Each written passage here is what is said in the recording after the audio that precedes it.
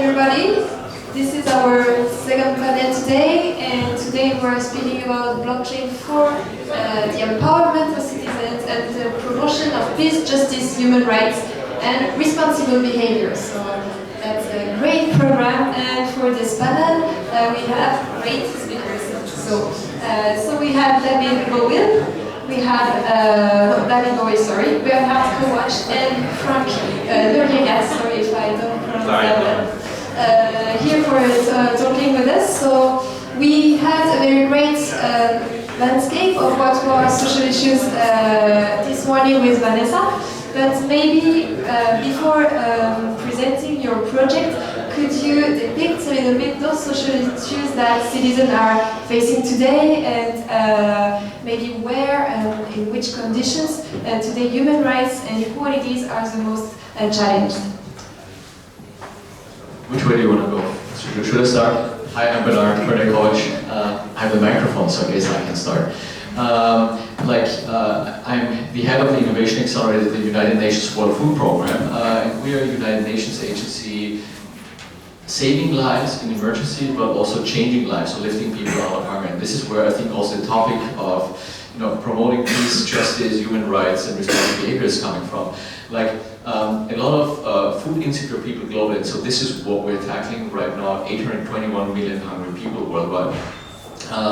In developing countries, a lot of this is actually caused by conflict, at least if you think about acute hunger, right? Conflict when you're talking about peace, so there's definitely elements of that. There's also other issues about climate change, and then inclusiveness. So how do we ensure that we leave no one behind, in particular when there is people who have been disadvantaged, and how do we help lift them out of hunger in our case, or poverty, or provide them with the basic needs or the services that they actually should be provided with.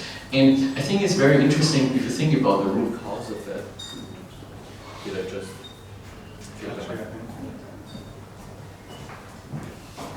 I guess the battery just died. It's also good. And I think this is where basic things, in terms of the people that we deal with, is a lot of people, disadvantaged population, poor and vulnerable people in developing countries that are more prone to disasters, more prone to actually be affected by climate shocks, or by if they're smallholder farmers, or if the harvest fails, and they may be in a remote area, so they may not have access to actually sell their crops if they have a surplus. So I think why this is maybe a bit specific, in the area where we're working, is all about how might we also provide sustainable support so they can change their lives themselves. Then it can sometimes be done with blockchain, but sometimes also other opportunities. Hi, put this down. For me, the probably deepest problem that blockchain is relevant to in terms of social impact is quite a philosophical one, and it's to do with the understandable lack of trust that increasingly people all around the planet have with our institutions. We basically, there's a really nice quote, quite well-known quote by E.O. Wilson, which says that mankind has instincts from the Paleolithic, medieval institutions, and through science, near godlike power. And that combination is a seriously dangerous combination. There's not much we can do about our Paleolithic instincts. We've got to work with them. We can't easily change them. And we can't really put the genie back in the bottle in terms of science and the knowledge we have. But the medieval institutions that we are surrounded with, which are our only means of expressing our will collectively about what we want to improve and change in the world, that's something we can do a lot about.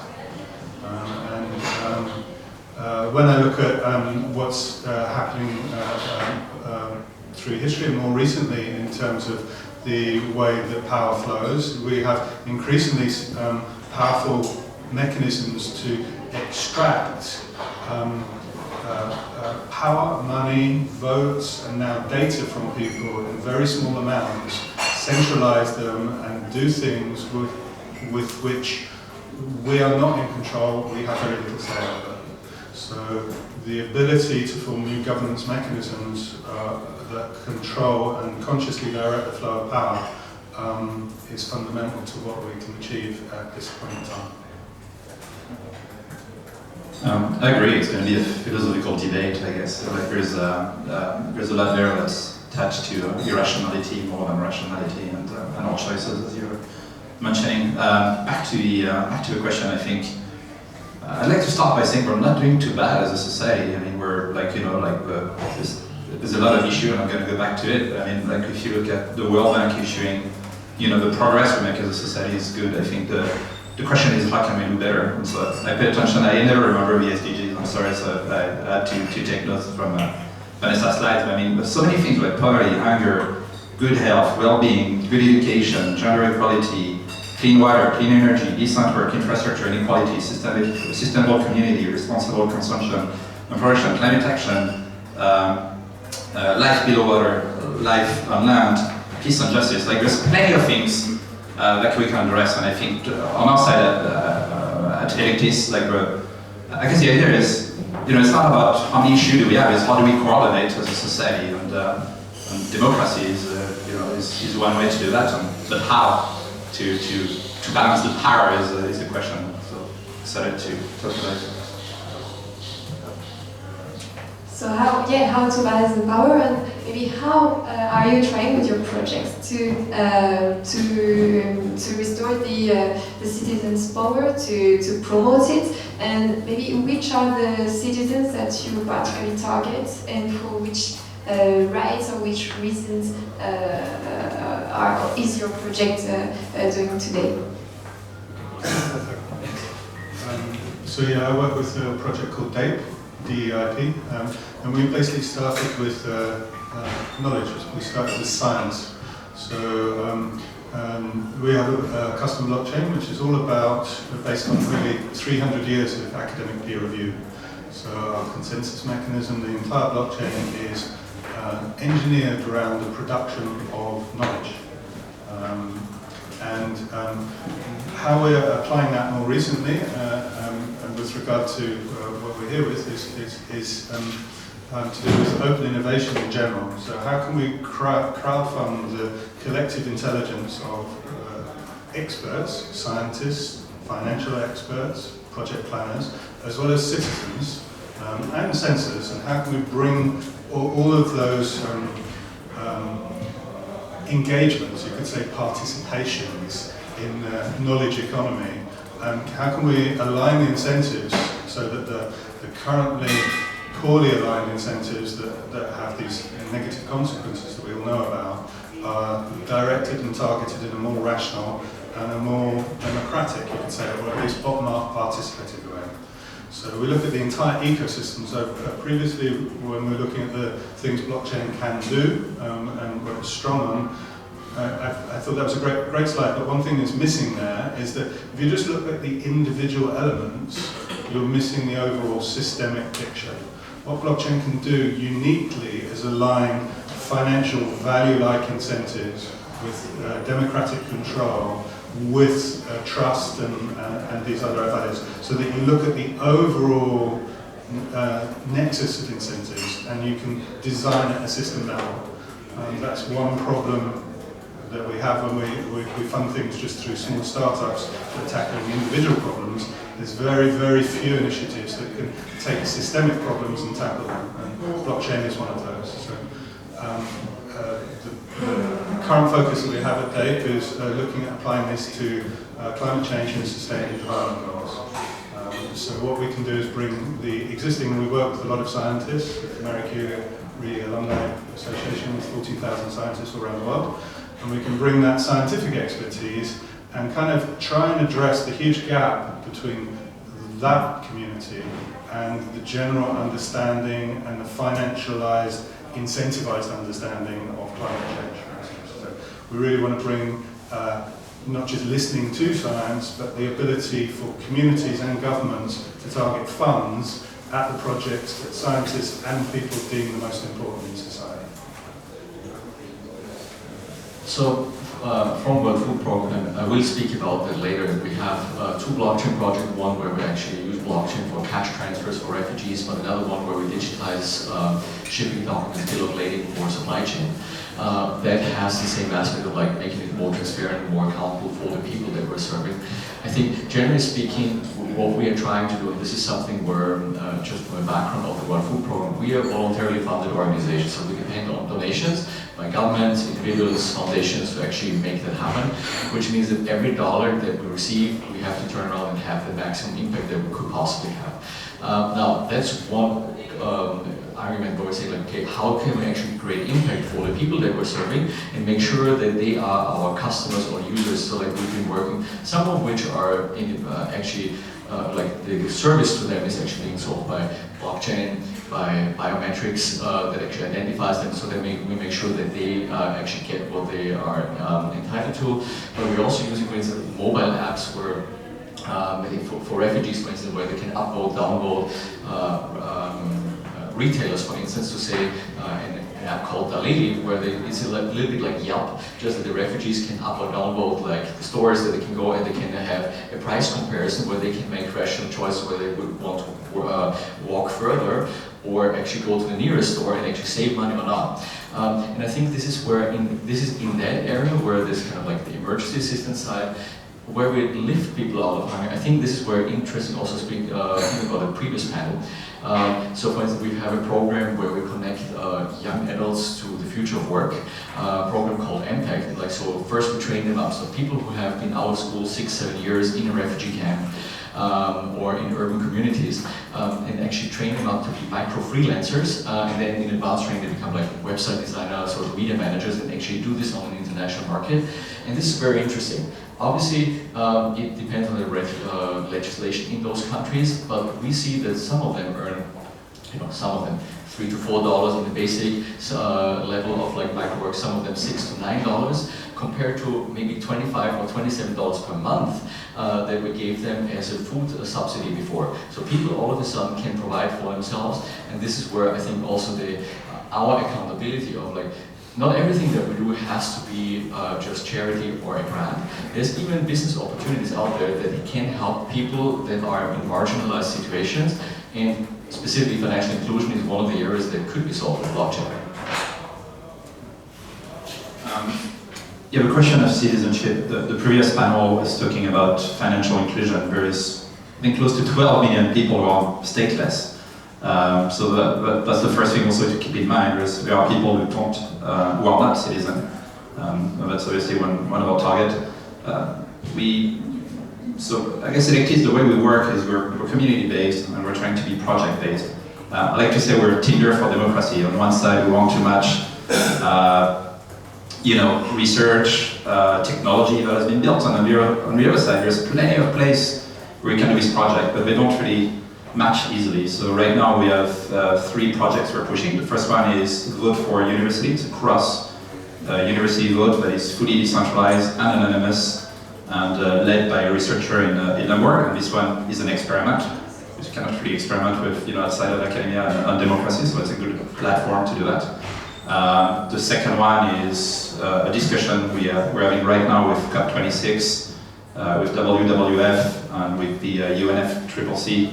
About Vote for Youth. So you would have children from all around the world who could potentially vote and bring some representativity to what do you want as for your future regarding to a COP. So this is discussion for us. And the last one is Vote for Refugee.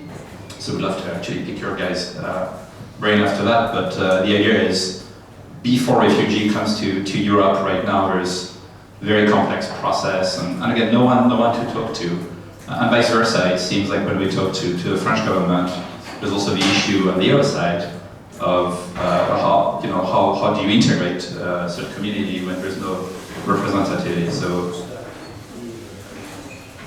well, Tinder doesn't run on blockchain, but your project do. So maybe would you explain the technological features of blockchain that really make your project possible, and why another technology will not? So from our point of view, one, we want to basically unite the world's knowledge ecology. So we're dealing with universities, but also commercial companies and independent innovators all around the world. So and we have to do things like protect IP. We have to do things like be able to finance certain projects. So when you're dealing with legal issues, when you're dealing with scientific incentives like the ability to prove that you came up with an idea first at a certain point in time, and you want to do that internationally across jurisdictions, and then you want to really look at that ecology and say, okay, how can we best motivate the community to work together towards the production of public goods? There is no other technology that can do that other than blockchain.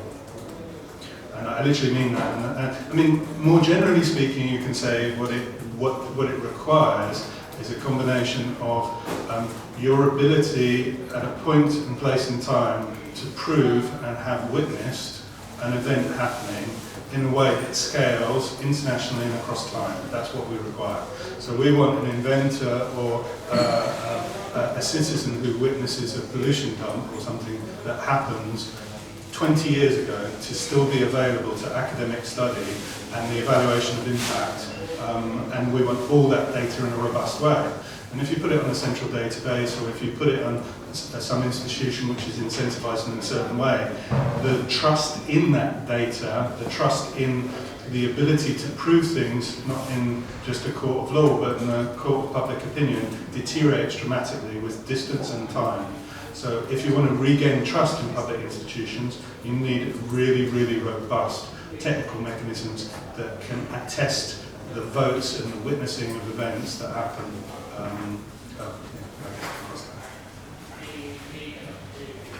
Yeah, maybe I'm referring to a supply chain example, like that I'm going to talk about later. We call it blocks for transfer. What's really interesting is there's an element of obviously like transparency that's involved with real-time transparency, which comes at the cost of, yes, you need connectivity, which is a basic requirement for that. At the same time, there is the ability to actually collaborate or coordinate better with people who have mismatches of trust. And I think this is a key feature in a lot of the applications that are like not cryptocurrency use cases, where there's different people or different stakeholders who have different levels of trust and are willing to share different things with each other, but maybe not with full transparency. Or they wouldn't be willing to share it if it's one person's database, but they might be willing to share it if it's the blockchain. And this is where it's interesting to actually leverage the fact of a distributed ledger, where you can give other people access to something or like similar levels of ownership if you actually open it up to us, even in a private blockchain setting. And like in the supply chain setting, it's very interesting. Let's assume you're a forwarding agent and you're in competition with other forwarding agents. You all would benefit from having information whether the port or the border crossing is congested or not, but you don't want to tell your competitor where your trucks are. However, you might be willing to actually share where your trucks are right now in an anonymous fashion if it's clear that how you're sharing it is transparent and like it's actually being done. And so therefore you can plan the journeys of your trucks the way so it doesn't congest the port in addition. Now, this is a very interesting example of real-life examples of why it might be useful to actually do that. Not talking about then other things like smart contracts in supply chain, where once you actually offload the cargo, you might be paid immediately rather than waiting a couple of weeks for payment. And this is where thinking about like what's the benefit for the people, why should they be using is very important, including like who would have disadvantage from using a blockchain system, because if there's inefficiency right now, usually somebody is benefiting, and you also have to think about like why that is and how you also win them over or how you can make it beneficial for them. I want to ask again, like I think Vanessa asked this question, but well, who here has developed on the blockchain or any other decentralized ledger? Right. So maybe I'm going to shock you guys, but from a technical perspective, to me blockchain is awful. It's like the slowest database you can think of. I mean, it's shitty. Like, so there's, from a technical point of view, and then you can go to a decentralized ledger, right, which is basically a trade between fully decentralized to semi-decentralized, or like proof of stake. And so you can see it, but as soon as you have proof of stake, and there's people who are behind these stakes, and so then you're like, should I trust these people? Like, who's on the board of that thing? So to me, there's two aspects. One is technical, When you look at democracy and when we talk with researchers, every time you say blockchain, they just run away because to them it's stupid. Because a centralized system can very well manage encryption, can very well manage privacy. So I think from a technical point of view, there's no need for blockchain. You can centralize the shit out of everything. From a philosophical point of view, then it's interesting. So let's say organize an election between a second extreme case, Palestinians and Israeli. They have to vote of, do you guys want to kill each other? If the server is centralized and hosted in Israel, like the other side is going to say, oh, like we don't trust the results, even though the technology could be totally fine, and vice versa. And so to me, tapping into the irrationality of these Paleolithic ancestors, or even chimpanzee or other primates, I don't know, you guys must have read Harry's book. I mean, none of the things we work for really exist, they just exist because of the consensus we have exist. So to me, decentralization is very important in this kind of framework where trust can be distributed. I don't trust you, you don't trust me, but all of us, can rely on this thing. I like to think of it more like a protocol. So when you go on the internet, you don't think that, oh, I'm using TCP/IP, you even forget about it. And to me, I think our responsibility as a community is to start building things that people actually want to use. And so again, the technology is great, but it's not the reason it works. It works because we're an irrational species. And so you trust a bank, you trust Facebook, but why? And you trust them because there are no evil at the beginning, right? Remember Google, we're not evil. The issue is at scale it becomes evil because, and again, second philosophical debate is what is power? But when you have power, you can do whatever you want. The temptation is very big. So to me, it's part of this movement of really centralizing internet. You have this protocol, it's beautiful, but think about how would you build a government today? How would you build an election today? Would you build it the same way that it was built 300 years ago? Would you come to a different conclusion with the technology we have today? And so, on our side, we're kind of in the between, right? We're going to use blockchain when it makes sense. We're going to use decentralized ledger technology, which would be other things than blockchain when it makes sense. Or we can do something that's the mix between centralized and decentralized too. So all we care about is, can we advance the needle, towards their representativity? So you're speaking about combination of centralized, decentralized. Maybe what are the synergy with other stakeholders that would help your ambitions going further, and maybe could they help overcome some other hurdles that you are facing today? So the new project that we're doing, implementation of this Open Innovation Network, is called Civic FM.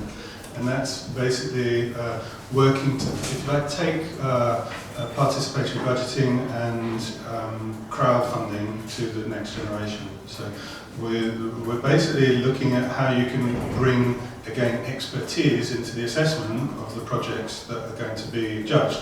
So rather than just thumbs up and thumbs down, we can get students doing research projects on them, we can get scientists doing projects on them, we can get Wikipedians doing projects on them, and we can use the blockchain to connect cities using a participatory platform. So we're working with the Gautier Foundation here and with the Decidem platform to do a plugin which connects instances between cities to basically be able to network and scale civic innovation and participation. Because if we get the trust in these projects that are being pitched at a higher level by increasing the number of people engaged in evaluating them, and engage municipalities as well then in match funding those, right? We can start to bring multiple actors from private sector, from citizens, from scientists, and from local government together.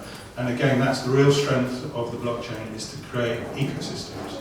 It's really a bit like permaculture or something like this. It's not like, people think of it as just a technology, but it's not technology. Even the technology itself embodies psychology and economics, which are deeply to do with human beings and how they work, into the actual code base. This is a very strange thing. It's not just a tool, it's an economy, and an economy involves people.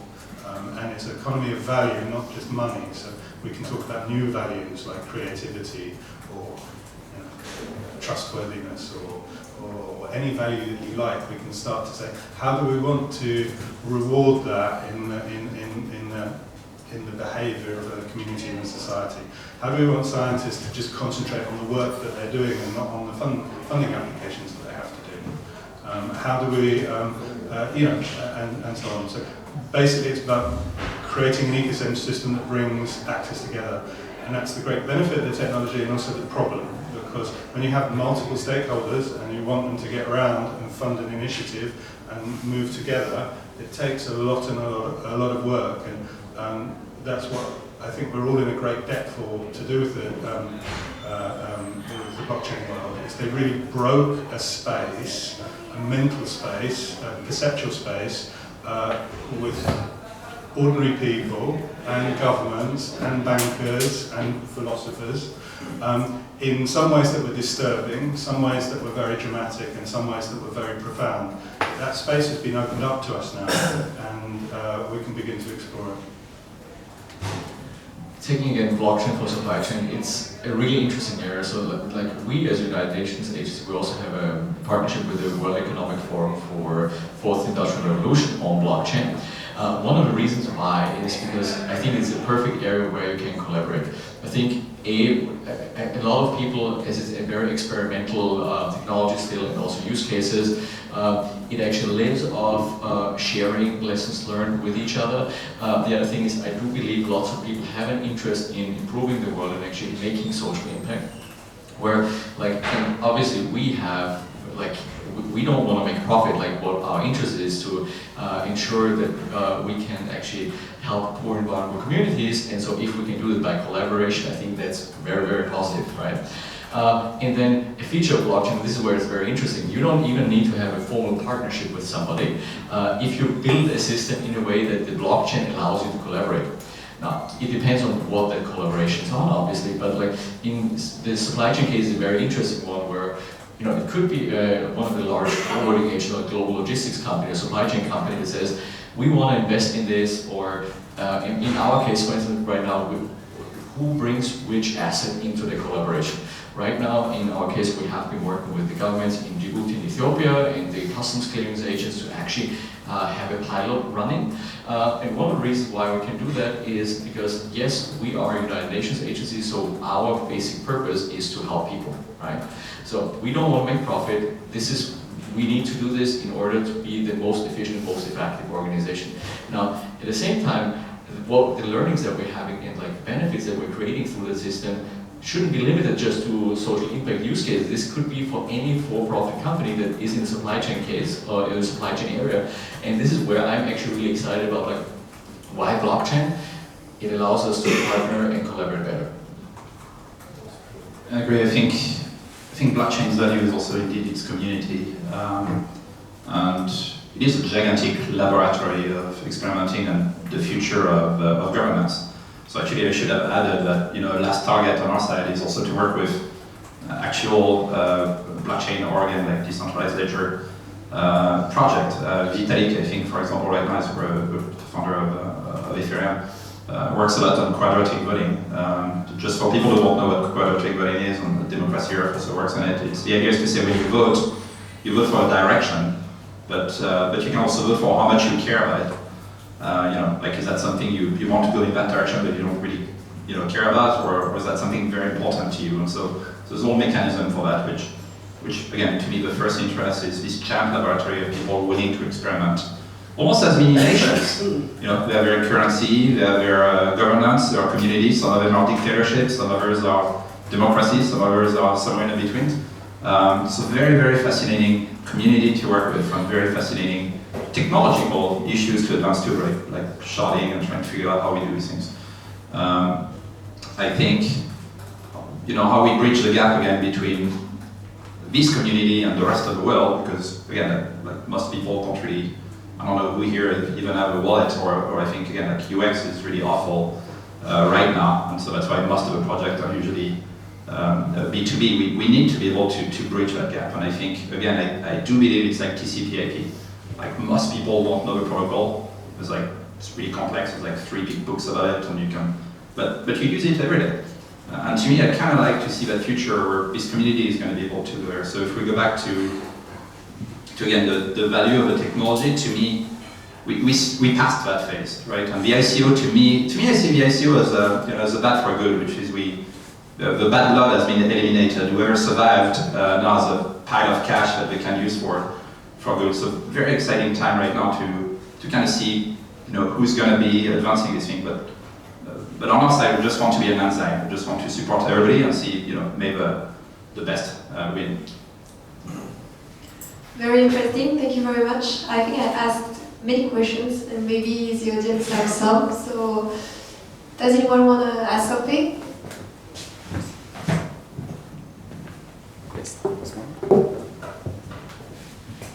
I do have a question actually. Oh yes, sorry. David said before that the democracy is in crisis. Why is the perception of democracy? What do you think we can do to solve that? Because when they say democracy is in crisis, in the UK it's like 60% dissatisfaction, and in the US it's something similar. What we can do as a society to revert that? Because I don't think that people dissatisfied with democracy means that they want to have a populist government or a dictatorship. I think it's just dissatisfied with how it works, not with democracy itself.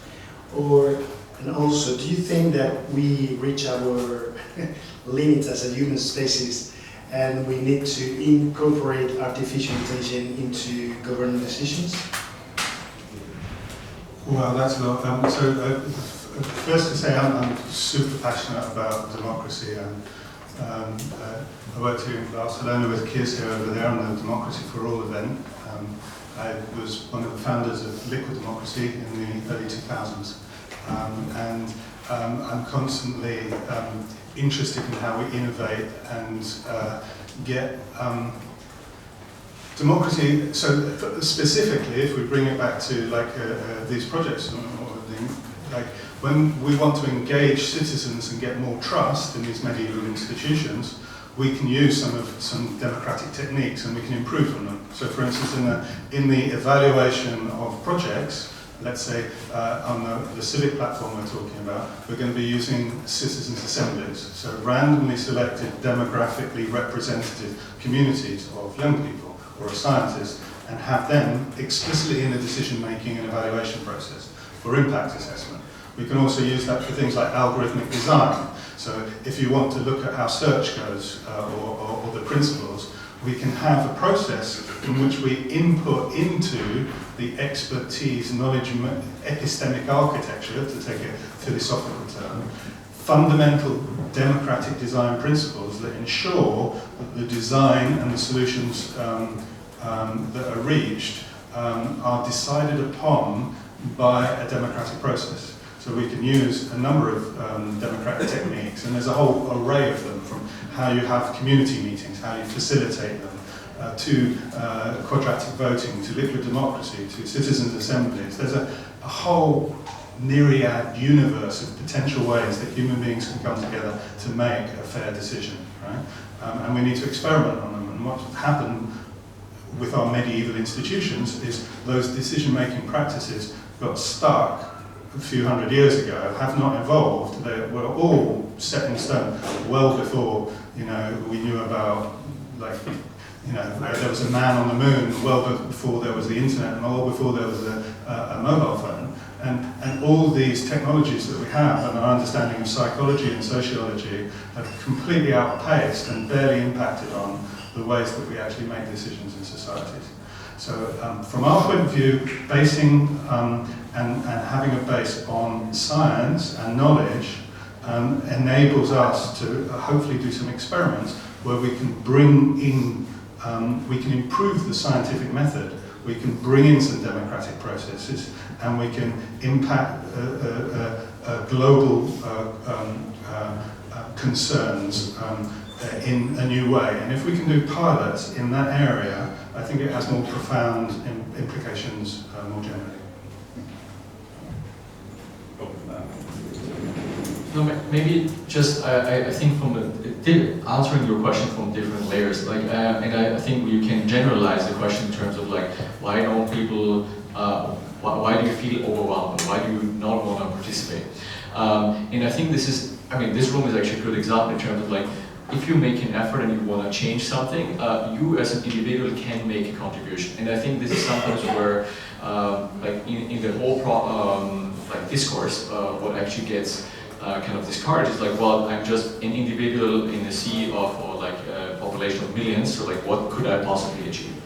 And there's examples like obviously where you use blockchain, where you use like online polling, like there's change.org, like this, examples of where people can make a difference when you think about different, climate action that happens right now. Like maybe in the past people might have said they don't believe that young people actually should have a say, but like what we see now is that you, even if you're still an adolescent, you can have a say and you can make an impact. And I think this is where like changing the narrative and like it requires change makers, individuals, and then I guess to the same matter, social media or media pickup or like kind of creating a movement of some sort where I don't think there's an easy answer other than like in a systems thinking point of view, like there is means, ways and examples how we've seen that this actually changes. And I mean, like I can tell you one of the examples that I co-founded an app that's called Share the Meal. The basic example is that you press a button, with the button that you press to share, you donate 40 cents. 40 cents provides food for a child for a day. Now, 40 cents is not going to end world hunger, but right now there's 1.8 million people who already use that app and 52 million shared meals of that. So it's like $26 million that have been donated through that app already, which is like, while you donate 40 cents, if you download Share the Meal, that doesn't actually, the 40 cents in itself provides one child with like the food for a day. You could say, well, I can't make a difference, but together, and like if you think about like the social networks, they can actually have big impact. So back to a question I think about AI, right? So yeah, again, the way I see it is, I think in Europe, 60% of people don't vote on average. Now we're down there. It's like it's a slope that keeps going down. And that's the very reason we created Electis. AI, I think we're still far away from it. There's some experiment on justice made in Estonia. The issue with AI is it repeats patterns, so you have to be very careful about which patterns you're going to repeat. Something I see that's plausible and very linked to blockchain would be, in a way, revising, this social contract and making it a social smart contract, where the constitution could be, for example, in the form of a protocol. At the end of the day, I think this is an exciting period, and it's a period of change. Like as you were saying, we started with tribes, we developed cities, we developed kingdom, we developed empires, we developed nation states, and I think now we're developing something new. We're at that stage where the way we work as a community is not working as well as it could with technology, and we need to experiment. We need to follow, some research, and it's going to take some time to go there. But I hope that in this time of crisis we'll go to something like more sense, and maybe 80 or 100 years from now we'll be led by some, AI government that will make rational decisions. But I think we're very far away from that. I have a question, if that is possible. So, if we look at the title, so we talk about peace, we talk about justice, we talk about human rights, responsible behaviors. Here in Europe, we are pretty well served already. And so, I want to be a bit provocative. So, if we have a look at this, why should member states, why should the European Commission care about these use cases, and what would you tell them in order to have them prioritize actually those use cases? Because I think that everyone agrees on the fact that we can always improve in Europe and outside of Europe, but why should this be a priority? I think Europe is uniquely positioned actually. I speak as an soon to be non-European, but when I talk to, as I did on the plane coming here, and often Americans who have great projects and they want to get some funding for, they want to do some pilots, and it's actually quite difficult for them to get non-VC or to get like some sort of funding that could be work on a pilot across regions, the sort of pilot that we need for the blockchain space. Not only that, Europe emphasizes quite uniquely more values than a wider range of sort of social and cultural values. So when you want to look at impact assessment, when you want to look at, let's say, the Green New Deal or this, there are explicit projects supported at a high level in the European Union, which is not the case probably, I'll get in trouble for saying this, anywhere in the world apart from China. Being able to do a pilot here, and the unique thing the European Union has vis-a-vis somewhere like China, is it is by its very architecture decentralized. Right? So trying to get French and Germans and Greeks, to name three, to collaborate is not an easy problem. And it's precisely because it's a hard problem that makes a great application of blockchain. So one of the things that I think that we can look at is the way that we can use blockchain to evolve these standards. And these kind of smart standards that can be piloted in a real evidence-based pilot somewhere within the European Union. And then not just the data and the picture of what the invention was gets moved somewhere else, but the whole process, the democratic process, the financial process, the governance process, can literally move to like another place. And that's certainly why I think it's a really interesting place to do experiments in blockchain and governance and social impact. So I guess I would start from multiple layers again. Like I guess first of all there's a question about like what's the cost of actually engaging in this, like fostering blockchain for justice and for promoting peace and human rights, versus what's the cost of dealing with it when people maybe have left their home countries because of conflict and other things, they have actually fled and they are migrating somewhere else. We've actually done studies in terms of like what the economic costs are.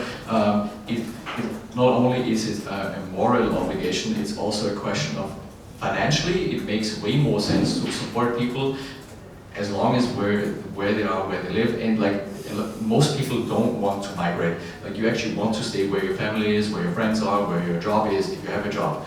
So this is where, like, I think that's one aspect of the question. Like, so there's a kind of an economic question. Like, it makes monetary sense to actually do that.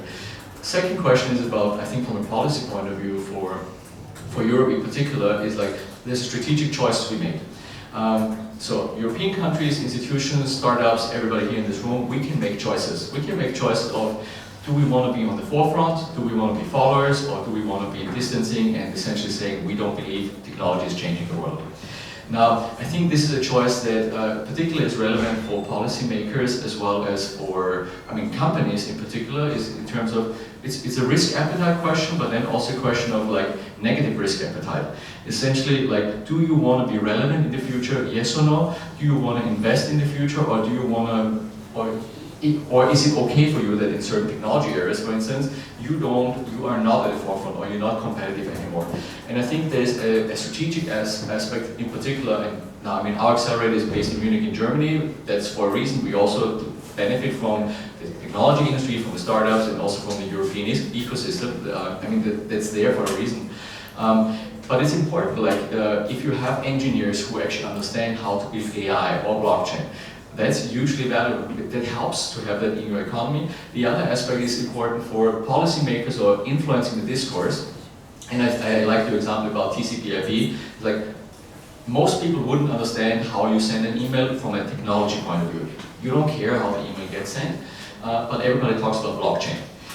Now, I think, now the application of blockchain and the implication for us and for governments and the ecosystem are more profound. And so, like, staying absent and not being involved in the discourse, I think, is dangerous from the aspect of, like, both for policymakers but also for the general public. And this is where I think there is an obligation also. How do you integrate, like, young people? How do you integrate people who maybe a bit more distance from technology, so that they are aware of that, like, you know, it's the same for blockchain as it is for artificial intelligence. What does that actually mean, that all your transactions will be stored on a blockchain, right? What does that mean for everything that we do right now? And I think this is why it's important to actually engage in this.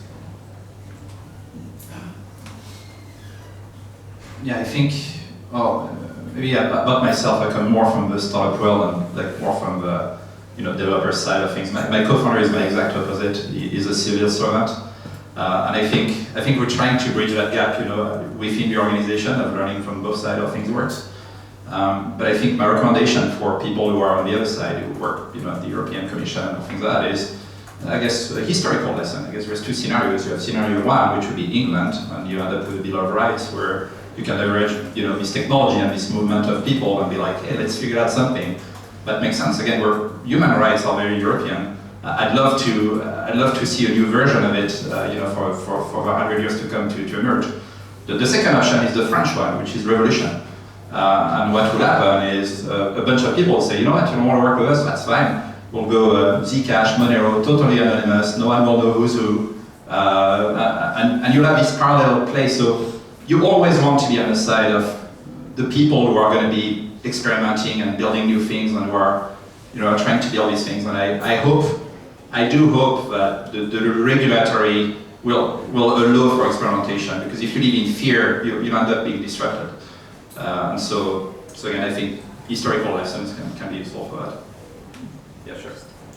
And another thing I think is important to sort of think about, you mentioned the history of whatever, my strange tribal country, and a lot of people analyse that history as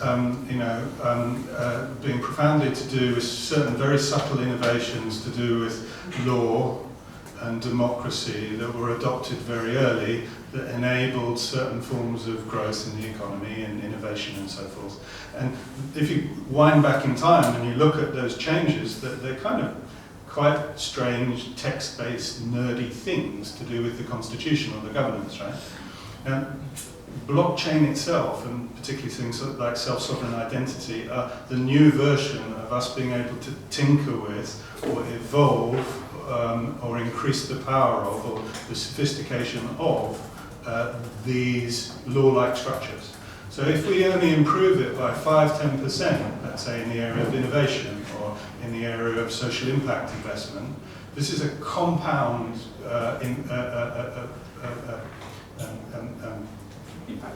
impact. It's a bit like, you look at the growth of China over the last 20 years. And small percentage in change and small improvements in our governance can have profound effects over a long period of time. So if we can pilot that, and I am someone moving to the European Union, so if we can pilot that in Europe, I think it's a great place to pilot it. I think fundamental questions to do with social justice and politics are represented here in Barcelona as well, and as well with my family country of Scotland, and the evolution and constant problems that impact modern societies, where your allegiance to a nation state or to a particular group, whether it be a community of interest or another, are now vastly flexible, particularly for young people. The whole consciousness of what political or group representation are is changing so fast. And we've still got these medieval structures, and new ideas like self-sovereign identity, which is based on zero-knowledge proofs, weird mathematics, right, can enable new forms of collective identity. So, for instance, we have zero-knowledge proof on every paper, or research paper, or idea or project that's published on DAPE, creates immediately a DAO with zero-knowledge proof based around the identity. So what we can then do is things like, at the moment there's quite a lack of trust between Republicans, Conservatives, those on the right with climate change issues. They basically say all the science is liberal scientists that are completely biased and don't represent us and our beliefs. We can basically use the demographics to get a poll of Republican scientists, but that's difficult to do because people don't want to reveal their political preferences. But we can use zero-knowledge proofs to prove that this community has this opinion on climate change. And we can also do these other political things, like we talked about, citizens' assemblies, or just crowd-funding expertise from university students and primary school students and experts. And we can combine that with media in new ways. These are new political, new knowledge structures. And even if we just, in one pilot, across institutional boundaries, show a 5–10% compound increase in the efficacy of that process, that can really open things up. And I don't think we've reached the ability to demonstrate that at the moment, but in the next 5–10 years, I definitely think we'll open that door.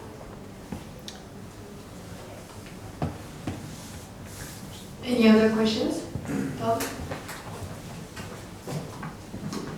Yeah, just really quick, this conversation just can't help get me thinking. So I live in Switzerland, I'm a citizen of Switzerland, and that's a country that in many ways is an already functioning example of a lot of the things we've been talking about today. We're a highly decentralized, community-oriented, bottom-up culture and system. We have direct democracy. We vote every 3 months on pretty much everything. Every 3 months I get a package in the mail. It has my ballots in it. It has nice little booklets that explain the pros and the cons of each issue. It tells me, do I want yes or no? It's wonderful. Despite all of this, and despite this great infrastructure, voting participation rates hover around 50%, depending on the issue, depending on we have also referendum, right? And to be frank, I don't always vote either, which is just kind of a shame. So my question is, to what extent do you see your challenge not necessarily as a technological one, but more as an educational and a motivational one? So I think there's two things. Number one is you're right, Switzerland works really well. Estonia is another one, I think, which is interesting, even though we have some debate about the results. And I think the observation is it's small. These things work really well in small communities. They don't really scale well. And so like that's one of the challenges, how do you scale? The second philosophical question is, should everybody vote? You know, if you don't care about something, you're like, why would I vote for it? Or if you don't believe it's going to have an impact, would you vote for it? Like in the past, it's until very recently that everybody could vote. You know, and in a way, you have indirect democracy for that too. Like you don't vote on everything. There's people who vote for you. You know, you work on liquid democracy, but like that's a great way of doing that. So I don't think the question is, should everybody vote, or how do we get to 100%? Because then you can do like Belgium, which basically is going to fine you if you don't go voting, and then you have 90% vote. I think the question is more the quality of the outcome. Indeed, like can we build some kind of compound progress in where our society are functioning? So there's no doubt we can do better, because the technology we're using right now to make this democracy works is literally relying on something that's 200 years old. There's a way we can make a lot of progress, even, but if there's one subject that you really care about, then would that work better? So, don't have an answer, but again, I go back to we need to experiment, and we need the support of the officials to be allowed to experiment and to have a safe place to do these tests. And then we can find and measure things that are working better. Maybe just to say that, okay, obviously if you look at the ranking or indices of like worldwide global corruption indexes and stuff like that, I'm not sure if that's correlated with like democracy indices also, but like obviously in Switzerland that's, I'm not sure if other or better examples where people really do as much direct democracy in terms of like really also where citizens would actually consider policy decisions as deeply and actually take time to do that. But like from that example, I guess one of the questions is really like, if you think about corruption, right? And like, is like, trick question would be juxtaposing like, do you want to have the ability to report corruption, or do you not want to have the ability to report corruption? And obviously we would say, yes, you want to have the ability. Whether or not you're going to do that depends on like what's the consequence. Do you have belief in or trust in the system? Are you safe to do so? And so there's a lot, but I agree. So in this case, it's a lot about the behavior that happens afterward, about the consequences, or what's the usability of that whole system. And you can use the very same system for a lot of things, like reporting corruption, inappropriate behavior, like feedback on whatever, right? Like it's actually it's a very true statement to say like you do need, there's an aspect that's about technology, but there's also an aspect that's about just the business model, the user interface, and sometimes the challenge is not the technology, actually. I would agree with that. I'm trying to hold myself back from going into a rant about Switzerland. You can do it at lunch.